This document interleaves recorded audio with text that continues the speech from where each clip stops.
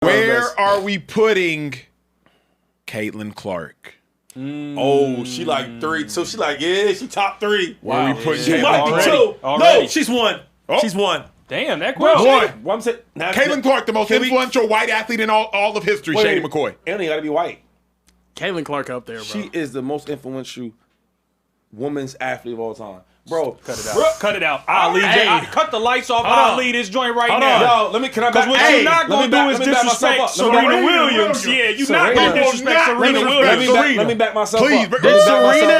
Did Serena popularize tennis as much as Caitlin Clark did? Let him go. Yo. Let him real cook. talk. Please cook. All right. Because I don't know what that was.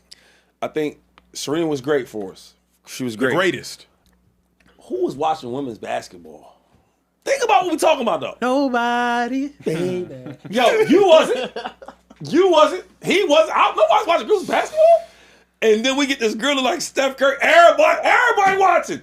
To this day. To this day. Women's basketball is looked at like the NBA, like the NFL. They got their own channels now on ESPN. We talk about them on when was you ever, the last time you heard people just talk about women's basketball on TV? Like a real block.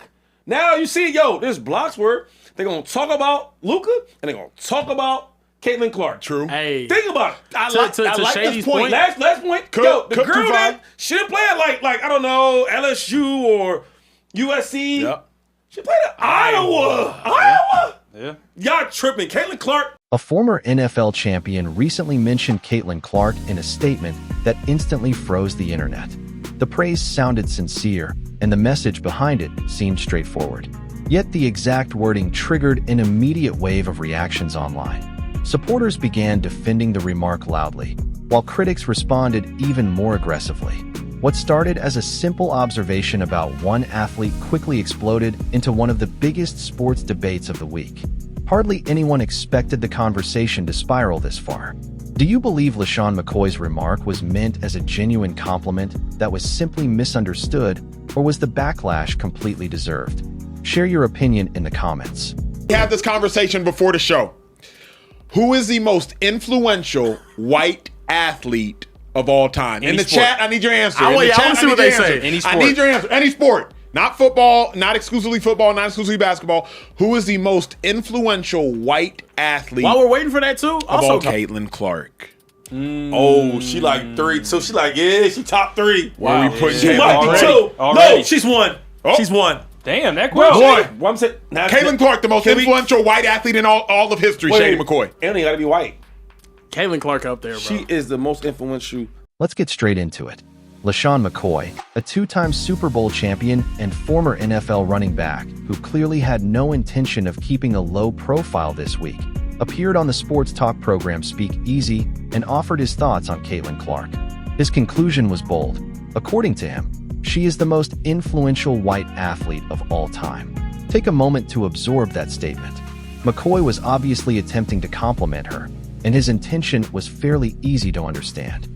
In his view, Caitlin Clark has accomplished something extraordinary for sports, for women's basketball, and for the wider cultural discussion surrounding athletics. That was the core message he was trying to deliver.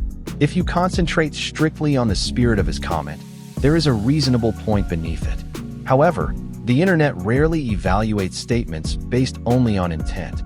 Online audiences examine every word, analyze every syllable, and respond at full intensity before anyone has time to pause and reflect.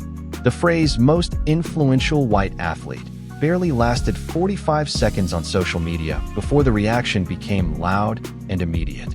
It was great for us. She was great. The greatest. Who was watching women's basketball?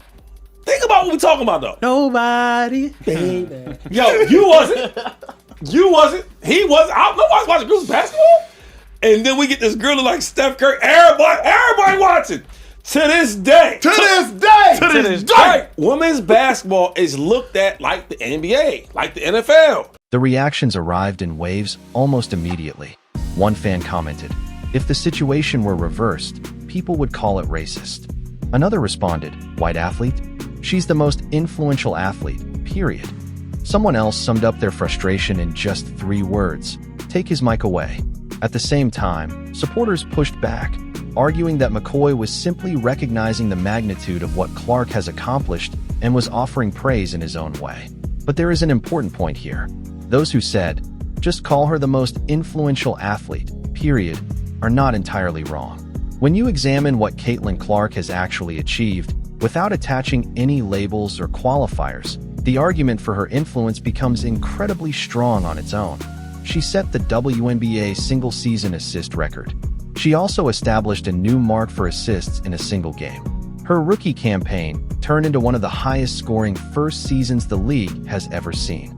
She made history by becoming the first player in WNBA history to record a triple-double during her debut season. Wherever she plays, arenas are packed with record-breaking attendance. On top of that, her presence has pushed national television ratings to levels the league had not experienced before she arrived. None of those accomplishments required a racial label to make them meaningful. They stand out purely because of what they represent. That is the heart of why many people pushed back against the comment. It was not that they disagreed with the praise itself, but rather that the way it was framed made the achievement seem smaller than it actually is. When you look honestly at the impact Caitlin Clark has had on the WNBA's visibility over the past 2 years, the shift is undeniable. Before her arrival, the average casual sports fan, the person who watches the NFL on Sundays and maybe tunes into an NBA playoff game, was not regularly watching WNBA games on a random Tuesday night. That level of widespread attention simply was not happening. Of course, the league already had dedicated supporters. Passionate fan communities existed around specific teams and players, and there was always a loyal group that believed in the WNBA's potential. But the massive crossover audience, the people who had never followed women's basketball before and suddenly started checking scores or setting reminders to watch games, was largely absent. That kind of attention has grown dramatically since Caitlin Clark entered the league. And that surge in interest cannot be ignored simply because some people feel uncomfortable about who is driving it. The numbers tell their own story. Merchandise sales have climbed, television viewership has increased, arenas are setting attendance records, and new sponsors are stepping into the space. Fans who could not name 3 WNBA players just 2 years ago are now debating lineup strategies and discussing contract situations in detail. That is what real influence looks like. It is undeniable, measurable, and clearly documented. When McCoy made his comment, he was attempting to recognize something that genuinely exists. The issue was not the praise itself, but the way it was framed, which quickly shifted the conversation in an entirely different direction. Now, this is where a bit of sarcasm becomes appropriate. Many of the people who immediately labeled McCoy's remark as racist or inappropriate are the same voices who have spent the past 2 years claiming that Caitlin Clark receives too much attention, that her platform is exaggerated, and that the media focuses on her unfairly compared to other players. Yet suddenly, when a former NFL star appears on television and praises her so enthusiastically that he trips over his wording while trying to make the point, those same critics claim to be offended on her behalf. The concern feels extremely selective. It is difficult to spend 2 years arguing that someone is overrated and then immediately turn one awkwardly phrased compliment into a reason for outrage. At some point, a clear stance has to exist. Either she deserves the spotlight and recognition, meaning McCoy's intention was valid even if his wording was clumsy, or she does not deserve the attention at all, in which case it raises the question of why those critics are so invested in the conversation. The critics cannot logically maintain both positions at once, although watching them attempt to do so has been oddly entertaining. And then there is the other group of reactions entirely. Then there was another type of reaction. One fan commented, "Nothing against Clark, but that statement is a huge exaggeration." Let's address that directly, because claiming that calling Caitlin Clark the most influential athlete of her generation is an exaggeration requires overlooking a considerable amount of evidence. Over the last 2 years, which athlete has shifted the momentum of their sport the way she has? Try naming one player in any league who has turned as many non-fans into dedicated viewers within such a short period of time. That question is not meant to be rhetorical. It is a genuine challenge, because if another athlete is creating that same level of impact, they are staying remarkably out of the spotlight. Her influence stretches far beyond what happens on the court. And that is actually the more fascinating part of McCoy's comment that disappeared amid all the noise. Yes, she is an exceptional player, and the statistics support that without any argument. But influence is larger than numbers on a stat sheet. Influence is measured by what happens around a player, not only by what they accomplish during a game. And the ripple effect surrounding Caitlin Clark since she stepped into professional basketball is something that cannot be fully explained through basketball analysis alone. Casual sports fans who had never watched a WNBA game before are now paying close attention to the storylines surrounding the Indiana Fever. People who once viewed women's basketball as a niche sport are suddenly discussing collective bargaining agreements and roster moves as if they have followed the league for years.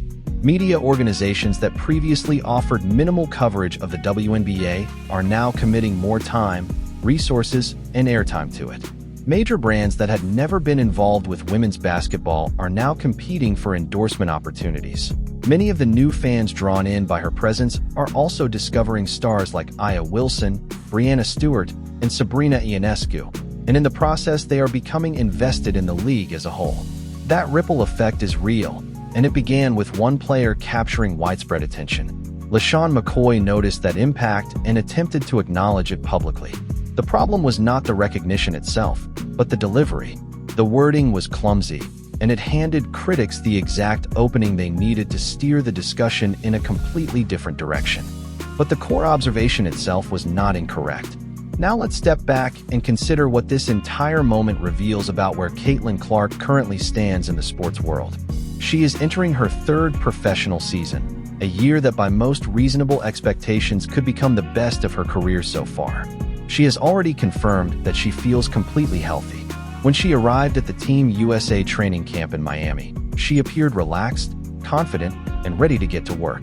Soon she will represent her country in FIBA qualifying games, events that TNT chose to broadcast largely because they are expected to draw significant interest, and a big portion of that attention revolves around her. At no stage of this situation did she ask Sean McCoy to go on television and make that statement. She did not request that anyone argue about her across social media. None of the online debates, reactions, or controversies were something she initiated. She's simply out there playing basketball and showing up, and yet that alone keeps sparking debates most athletes spend entire careers hoping to ignite. This is what true influence looks like. It isn't manufactured. It doesn't need a press release or stage promotion. It happens naturally because the pull surrounding a player is strong enough to draw everyone into its orbit. Fans, critics, analysts, former NFL running backs, even random commenters typing in all caps. Ironically, the critics who exploded over McCoy's comment are fueling the very phenomenon they claim to oppose.